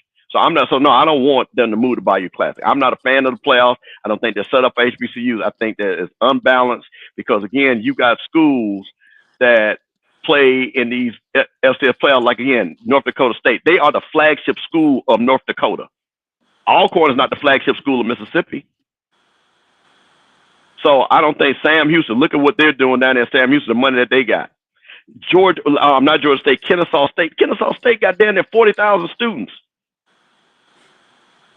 Is that fair? We play them in the playoffs with the money they got? Come on, man.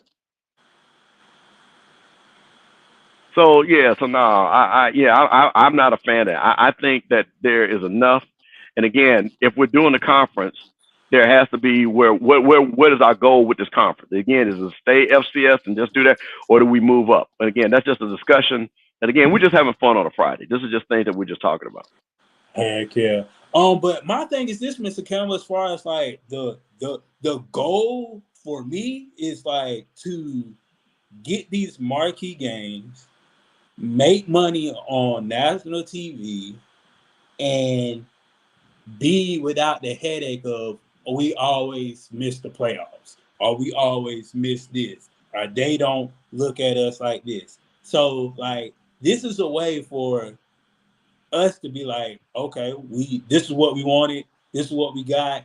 If we want to play FBS teams, we still can. We still can. We still can do that just to get the money. If we want to play the D2 teams, we can. But you only got two chances. Right. Yeah, and now you gotta go head to head. You gotta go head to head the whole year. And you would really have to fight. There's no off weeks. Cause you playing with the big boys. There's nothing but big boys in this conference. And Yeah. ain't no, oh, we just gonna chill this week and put up 40. Nah, cause you may get put up 40 on. Yeah. Yeah. Yeah. No, I like it. Emmett said, "Fam, you want to wonder in the championship, we could do it again." Now, well, Emmett, here's the thing. I, I believe we could do it if we are funded equally. Yeah. If FAMU had their $1.9 billion, we'd beat everybody ass in Florida. If North Carolina A&T had their $1 billion, they probably would be able to beat a lot of teams in North Carolina. If Southern had their $1 billion that they're owed, if Alcorn had their $500 million and things like that. And see, this is what's funny when people say this. The reason why, what is the argument, Bridget, that we hear all the time? Oh, HBCUs don't have the same facilities. You know what I mean? Yeah. That's why I didn't want to go to FAMU, because I could go to Troy because Troy had better facilities. You know what I mean? And it's just little stuff that just would bother me. I'll go to Louisiana Monroe or Louisiana Tech because Grambling don't have the same facilities as Louisiana Tech and Louisiana Monroe. Well, guess what happened? You know why that? So we don't get that player who used to go to Grambling, who actually went to FAMU, right? Who went to Jackson State, Yeah. because they have cheated us and they use that against us in recruiting. Because it makes no sense. And I made this argument a billion times. Anytime I see these kids that go to these central something state or something north something south state, North Alabama this and South Alabama that, Yeah. their academics don't compare to FAMU, Jackson State, North Carolina A&T, Tennessee State. But these black kids are going to these schools because you know what they're saying? Oh, they got better facilities. That's the argument that we get. So that's the only reason why I say, to your point, yes, do I believe if all things are equal? Yeah, I believe absolutely. Mm-hmm. Yeah, so I guess that's why I want to be clear that I'm not scared of competition, but I want the competition to be fair because I Yeah. know North Dakota State gets funded correctly. I know FAMU doesn't. Yeah, that part. Yeah, and it's like this. Like this is a way for us to get funded correctly and catch up. Yeah, Yeah, that's the main thing. Creating our own confidence and doing our own thing is a way for us to catch up with the Joneses, however you want to say it. And then if we want to make that big jump, we can. Then, yeah, then get this, Mr. Campbell. Everybody's going up there collectively. Not this school goes up there, then this school will go up there, then they didn't do good, they're gonna drop back down. Everybody going up there collectively. yeah, So then, like it's a more even playing field with that.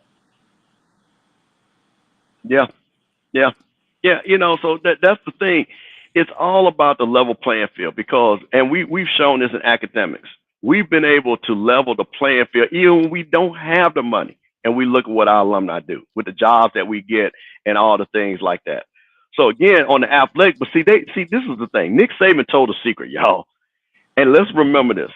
Nick Saban sat out and did not know he was being recorded. He was in them back doors with them Alabama rednecks and said, them Negroes down at Jackson State is getting D1 players. No one player. We got to stop that.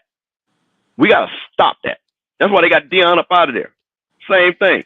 Oh, we don't want FAMU. If Willie stays at FAMU and Deion stays at Jackson State and all these guys, you start getting this talent to play. They don't want that to happen. Exactly. They don't want that to happen. Because think about it, just the past years, we was getting Florida State players left and right. Florida State players was crossing that railroad and playing for Coach Willie Simmons. They do not want that.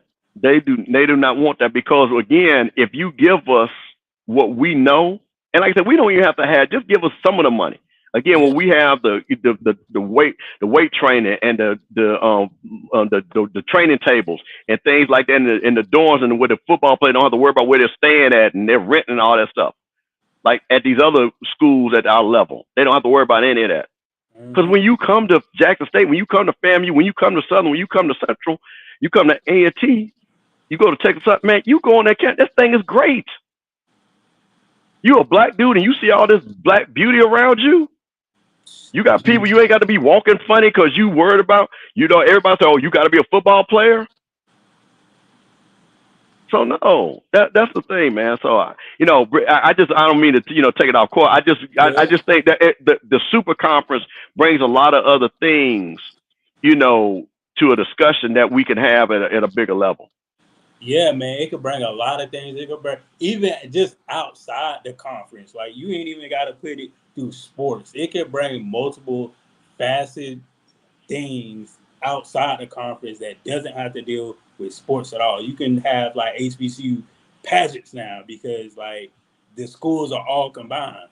You know what I'm saying? Like it can be you can do so much with it and you can make other things out of it that doesn't have to pertain to sports that can make the value of these schools go through the roof. Definitely go through the roof. Like it's just it's to me. I don't know. To me, Mr. Campbell, it's like why make it hard and why not make it easy? Well, see that's the thing, and this is where, and again, in the next 5 years in HBC sports, we got to figure out where we're trying to go, what we're trying to accomplish. And I think we are at a inflection point where we really got to, and this goes individually for the schools, and this goes for the conferences, right?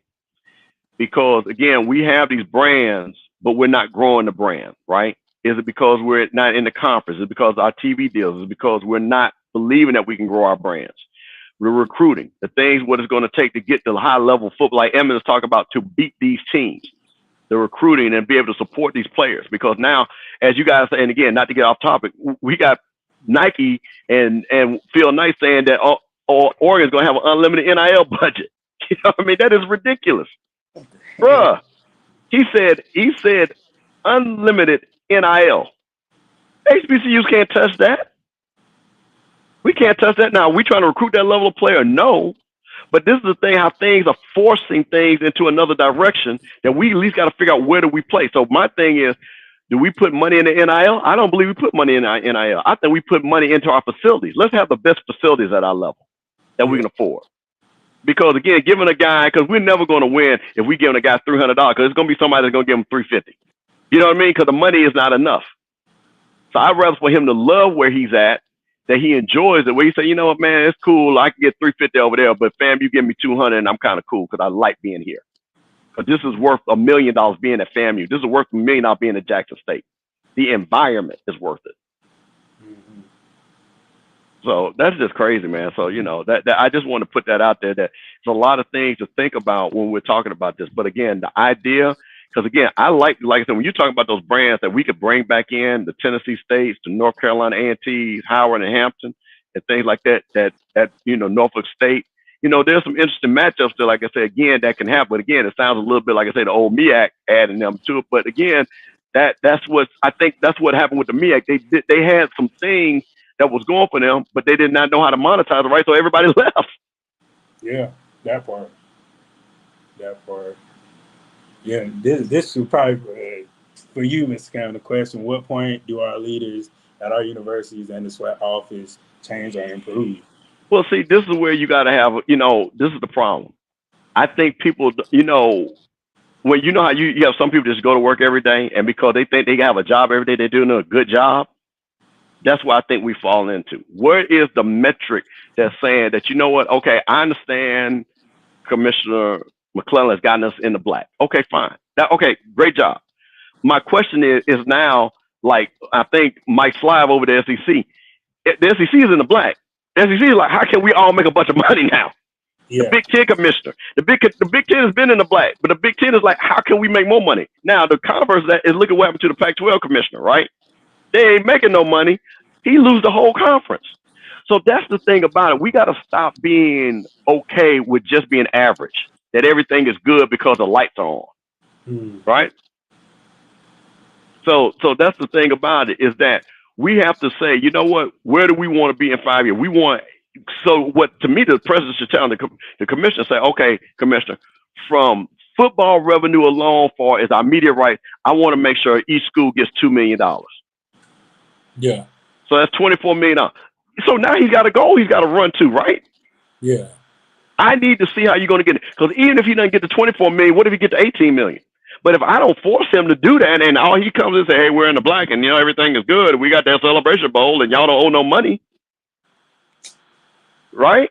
That's good. Being average. Yeah, yeah. And if you just want to be average, then go home. Like, like your job is to be uncomfortable. I ain't gonna say 24/7, but at least 75% of the time, be uncomfortable in different spaces to push that threshold, to talk to new people, to try to get us in different environments and different money deals. That's your goal, not to stay stuck for 5 to 10 years in one place and be like, oh, we good. We just gonna stay right here. Well, look at the HBCU Gold deal. I'm gonna tell everybody this, and I'll challenge the commission on this. We signed the HBCU Gold deal, right? Byron Allen, black billionaire, right? Yeah. When they signed that deal and Byron Allen didn't come to the SWAC Media Day, I knew we were not getting $120 million. Because if you're giving me $20 million, you're going to show up for the SWAC Media Day to announce it. He wasn't even there. And to this very day, have we ever heard a commissioner say, fam, you got $1 million, Jack State got $1 million, Grambling got $1 million, Alcorn got $1 million? I ain't heard that yet. Because you know what? Because the deal was not a real deal of $120 million. It was based on these targets that we probably are never going to hit.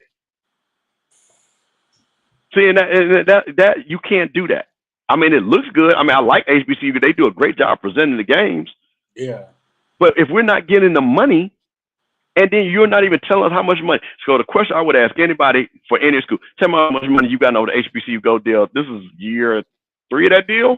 Because it started when Dion got there, right? So this is year 4. This will be year 4. So that means we should have gotten, it was 10 years, $120 million. I mean, yeah. So that basically means, and again, I know the SWAC takes 40%, but just to do round number, that means each SWAC school is supposed to get $1 million, right?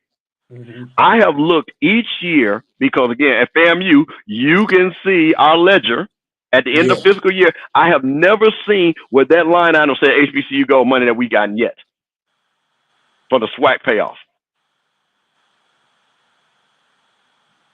So what is the deal? That's crazy. It sounds like the deal is getting putting money in somebody's pocket. That's what the deal sound like. So that's the thing. And Coach Green, you didn't get $1 million from HBCU Go. You didn't. Keep talking about it. Yeah, no, you did not get $1 million from HBCU Go for that game. No, you didn't. I don't even know if that game was on HBCU Go. That game, I think, was on ESPN. Yeah, that game was on ESPN. Now, you all might have done, which made sense, but and let me tell you something. So, Coach Green, this was supposed to be that SWAC Classic in Birmingham. And everybody knew that game was supposed to be home and home, which I'm glad Jack State and the Southern was smart enough not to go to Birmingham. Yeah. Play that game. Why are you going to play a game where neither school is part of that home state to go to Birmingham to do what? When they can have 50,000 in Jackson and 25,000 whatever Southern holds. That's crazy. Yeah. That's asinine. That's definitely asinine, man. But man, I love the topic, man. Love the topic, man. Yeah. Because like this need to be talked about. Other conferences are moving up. They're thinking in the right mind, moving forward, getting their money, making their conferences bigger and stronger. So why can't we? You know what I'm saying? We always saying, oh, we got to do this. Why can't we? Why can't we set this up now? Why can't we move forward into the steps of, making that money? That's what it really boils down to, making that money, man. Mr. Cameron, what you got going on for this weekend? What you got going on? Hey, man, listen, SWAC Media Day is coming up. I'm excited to see my HBCU niece, Timona, going down there. And I'm pretty sure the guys and Dr. Bill on them. So I'm really excited because this is the first year that really nobody knows who's going to be the preseason prediction, right? In the East or the West.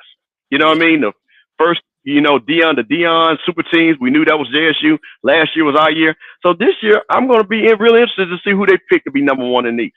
I'm gonna be really interested to see who's gonna be number one in the West. I'm also gonna be very interested because we had a lot of turnover with players. Which players and which teams, which schools are gonna have the most all SWAC players? That's gonna be very interesting to me. So I'm really excited about the SWAC Media Day and seeing who's all SWAC and the predictions because that's going, that's going to give us more trash to talk about.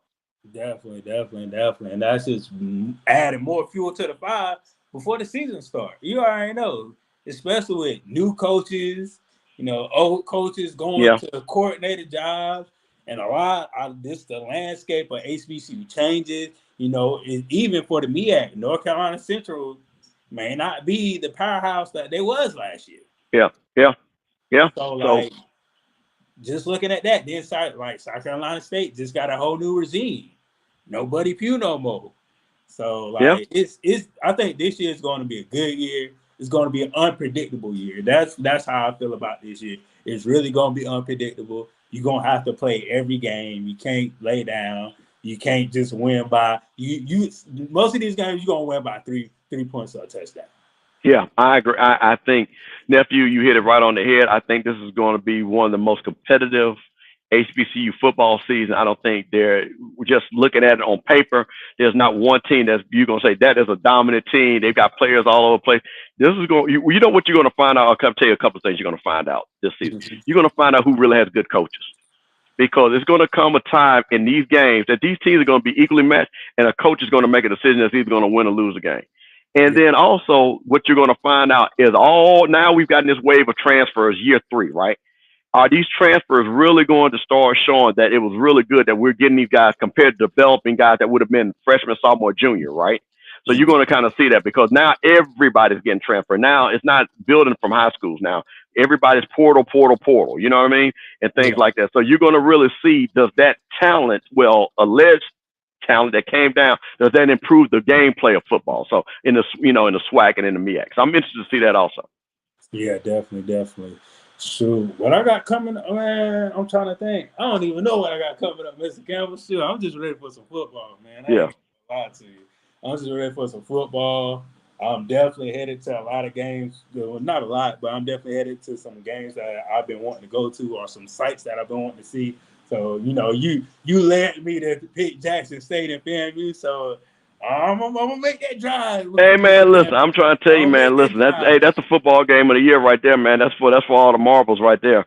Yeah, don't like I said, Alabama State. You just going down there for to see the homecoming because we're gonna whoop the state now. But the game that you want because both teams got a bye week and things like that. And man, before we go. So Coach Green said the head of ESPN and CO never went to SEC Media Day when they made the deal. So first of all, okay, now you're comparing apples to oranges. First of all, the deal that Byron Allen made was a historic deal, so he should have been at the SWAC Media Day because of the historic deal that it was, because that's just good PR, first of all. Second of all, this ain't the first deal that the SEC has done with ESPN. ESPN has been in business with the SEC for almost 40 years. So, no, I don't need to show up when all I'm doing is just new deal after new deal after new deal. But what I will tell you, when they first started getting on ESPN and they went from the College Football Alliance, which Coach Green, you should remember, they did announce that was a big deal because ESPN made a big deal of it. Because back in the day, for all you young folks, the NCAA actually controlled the football contracts, and they were the ones that divvied out the games. The conferences sued, and there's a great quote when this, and Eddie Robinson saw this. Go Google this because he saw this coming. He said this is going to hurt HBCUs more than anything.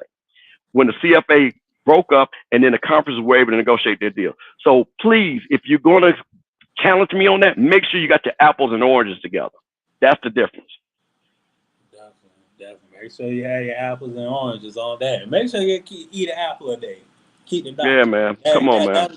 That's what they say. An apple a day, keep the doctor away, man. I tell you that Southern boy. I tell you them Southern folks, man. They always come up with something. But Bridget, hey man, thank you. Hey man, listen, support my nephew pre-snap Reed. So Bridget, when you gonna come back on regular? When you starting back up regular? When you gonna I'm start? starting back up regular after this week, man. I'm starting Okay, back so up every Friday regular. at this time is what you're doing it. Every Friday at Yeah, this time. every Friday is probably gonna be around 5, 4, 6, man. It depends on if you're on the Eastern Standard Time or the Central Standard Time. So either 5, 4, 6.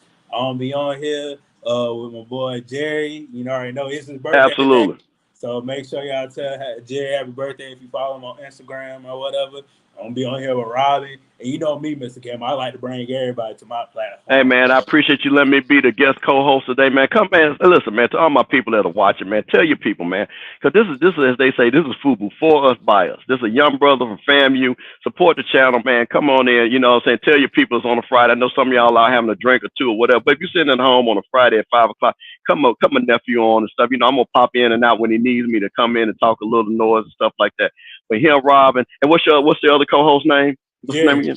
Jared, yeah. Hey, man, support them young folks, man. They're doing a great job, and I'm always going to support them, man. I'm proud of you, and I'm proud to be on the show with you. man, yeah, thank you, Mr. Campbell. Like I said, thank you for coming on, man. You're gonna be on here more often, man. Oh, yeah, man. You know, man, Yeah. bro. You got my number, bro. You know I'm going to be on, bro. You know, whenever you need me, like I say again, you just let me know. Yes, sir, man. Y'all be good. Have a good weekend. Can't wait till the MEAC Media Day and the SWAT Media Day to come around. And I definitely gonna see y'all next week. Y'all be good. Peace out. Shout out to the chat. Great job, chat. See y'all.